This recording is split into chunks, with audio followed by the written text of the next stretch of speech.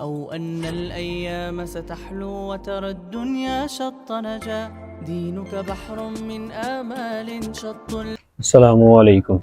آج کا ہمارا جو ٹاپک ہے وہ دجال کے بارے میں ہے۔ دجال، دال، جیم اور لام، یہ تین لفظوں کے حرفوں کے مجموعے کا نام دجال ہے، اور دجال کے معنی ہے چھپا لینا، لپیٹ لینا۔ اب دجال کو دجال اس لیے کہا جاتا ہے کہ اس نے اپنے کفر کو چھپایا ہوا ہے جھوٹ اور ملمہ سازی کی وجہ سے، اور اس لیے بھی کہا جاتا ہے کہ اس نے حق کو باطل کے ذریعے چھپا لیا۔ اور ایک قول یہ بھی ہے کہ دجال کی جو فوج ہوگی وہ پوری زمین کو ڈھانپ لے گی، اس لیے اسے دجال کہا گیا ہے۔ حدیث پاک میں آتا ہے کہ نبی کریم صلی اللہ علیہ وسلم نے ارشاد فرمایا کہ وہ ایک نوجوان مرد ہے۔ دجال جو ایک نوجوان مرد ہے، چھوٹے اور گھنگریالے بال ہیں اس کے، اور ایک آنکھ سے نابینا ہے، کانا ہوگا۔ اور دوسری روایت میں آتا ہے کہ آپ صلی اللہ علیہ وسلم نے فرمایا کہ میں خواب میں دیکھا کہ میں کعبہ کا طواف کر رہا ہوں، اور مجھے دجال دکھایا گیا جو کہ بھاری بھرکم جسم والا، گھنگریالے بال والا اور ایک آنکھ سے نابینا تھا، اور اس کی ایک آنکھ تھی وہ انگور کے دانے کی طرح لٹکی ہوئی تھی۔ دجال کے جو پیروکار ہوں گے ان میں اکثریت یہودیوں اور عورتوں کی ہوگی۔ اب ذکر کرتے ہیں ہم دجال کی طاقت کے بارے میں۔ دجال اپنے ساتھ اصفہان کے 70,000 یہودی لے کے گھومے گا، اور دجال کے پاس ایک طرف آگ ہوگی اور دوسری طرف پانی ہوگا۔ آپ صلی اللہ علیہ وسلم نے ارشاد فرمایا کہ جو آگ ہوگی وہ در حقیقت ٹھنڈا پانی ہوگا، اور جو پانی ہوگا وہ حقیقت میں آگ ہوگی۔ پھر ایک اور روایت میں فرمایا گیا کہ دجال اپنے ساتھ کھانا لے کے گھومے گا اور پانی لے کے گھومے گا، یعنی کہ دجال کے پاس کھانا اور پانی وافر مقدار میں ہوگا۔ اب یہ جو ہے یہ محتاجی ہے اس کے پاس، یہ خود کھانا اور پانی خود سے نہیں لا سکتا، اللہ تعالیٰ نے اسے خود دیا ہوگا وافر مقدار میں، تاکہ اللہ تعالیٰ اپنے بندوں کو جان سکیں کہ میرے بندے کیا وہ اللہ پر یقین رکھنے والے ہیں یا دجال کو ماننے والے ہیں۔ اور اسی طرح اللہ تعالیٰ نے دجال کو شیاطین دیے ہوں گے کہ وہ کسی کے پاس جائے گا اور اسے کہے گا کہ اگر میں تیرے ماں باپ کو زندہ کر دوں تو کیا تو مجھ پہ ایمان لے آئے گا؟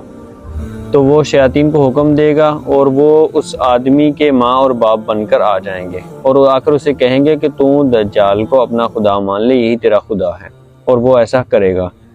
دجال جو ہے یہ مکہ المکرمہ میں داخل نہیں ہو سکے گا، تو یہ ایک شور زدہ علاقے، ویران علاقے میں اپنا پڑاؤ ڈالے گا۔ اس کے پاس ایک نوجوان آئے گا اور آ کر کہے گا کہ کیا تو وہی ہے جس کے بارے میں ہمارے نبی صلی اللہ علیہ وسلم نے بیان فرمایا تھا؟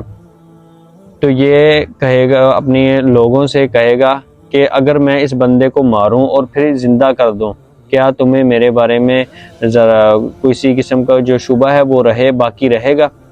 تو اس نے اسے آدمی کو مار دیا، پھر دوبارہ زندہ کر دیا۔ جب آدمی کو زندہ کیا تو اس آدمی نے کہا کہ مجھے تیرے بارے میں اب یقین ہو گیا ہے، مزید تحقیق ہو گئی تیرے بارے میں کہ جو میرے نبی نے بتایا تھا حق اور سچ اسی طرح ہی تم ہو۔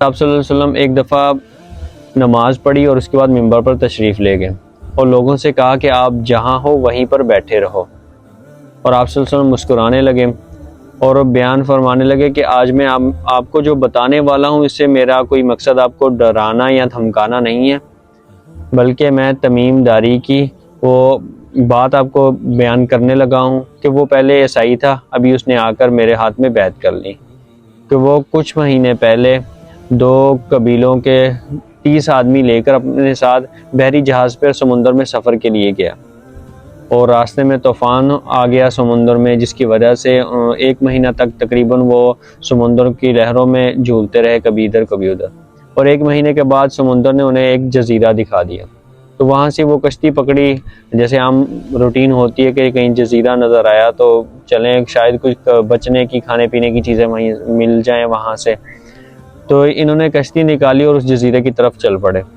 تمیم داری رضی اللہ تعالیٰ عنہ ارشاد فرماتے ہیں کہ جب ہم اس جزیرے کے قریب پہنچے تو ہم نے ایک چیز دیکھی کہ جس کے سر سے لے کے پاؤں تک بال ہی بال تھے، نہ اس کے آگے کا پتہ چل رہا تھا نہ اس کے پیچھے کا پتہ چل رہا تھا۔ تو ہم نے جب اس سے جا کر پوچھا تم کون ہو، تو اس نے کہا کہ میں جساسہ ہوں۔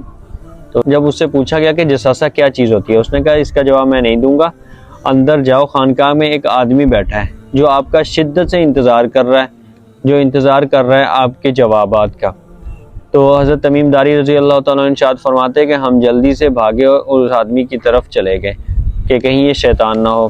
جب ہم اس کے پاس پہنچے تو اس نے ہم سے پہلا یہ سوال کیا، اس نے کہا مجھے بیسان کے نخلستان کے بارے میں بتاؤ کہ ان کے باغات میں پھل لگتا ہے کہ نہیں۔ ہم نے کہا کہ اس میں بہت زیادہ پھل لگتے ہیں۔ پھر اس نے کہا کہ مجھے تبریہ کی جھیل کے بارے میں بتاؤ، کیا اس میں پانی ہے؟ تو ہم نے کہا کہ اس میں بہت زیادہ پانی ہے۔ تو وہ کہنے لگا کہ ان قریب وہ پانی سوکھ جائے گا۔ پھر اس نے کہا کہ زوغر کے چشمے کے بارے میں بتاؤ، کیا لوگ اس سے اپنی فصلوں کو سیراب کر رہے ہیں؟ تو ہم نے کہا بالکل، اس کے شہر کے جو لوگ ہیں وہ اپنی فصلوں کو سیراب کر رہے ہیں۔ پھر اس نے کہا کہ جو نبی امی صلی اللہ علیہ وسلم نے اس نے کیا کیا کیا؟ تو ہم نے کہا کہ اس نے مکہ سے یثرب کی طرف سفر کیا اور عرب کے جتنے بھی علاقے تھے ان سے انہوں نے جنگیں کی اور اب وہ ان پر غالب ہیں۔ تو اس نے کیا کیا واقعہ یہ ایسا ہوا ہے جیسا آپ نے کہا؟ تو ہم نے کہا جی بالکل ایسا ہی ہوا ہے۔ پھر اس نے کہا کہ آپ کو بھی ان کی اطاعت کر لینی چاہیے۔ تو پھر اس نے بتایا کہ میں دجال ہوں اور میں عنقریب میرا خروج ہونے والا ہے۔ بیسان کا جو نخلستان ہے یہ فلسطین کا ایک شہر تھا، جسے سب سے پہلے حضرت عمر فاروق رضی اللہ تعالیٰ عنہ کے دور میں ان کے جرنیل صحابی حضرت شرجیل بن حسنہ رضی اللہ تعالیٰ عنہ نے اسے سب سے پہلے فتح کیا تھا۔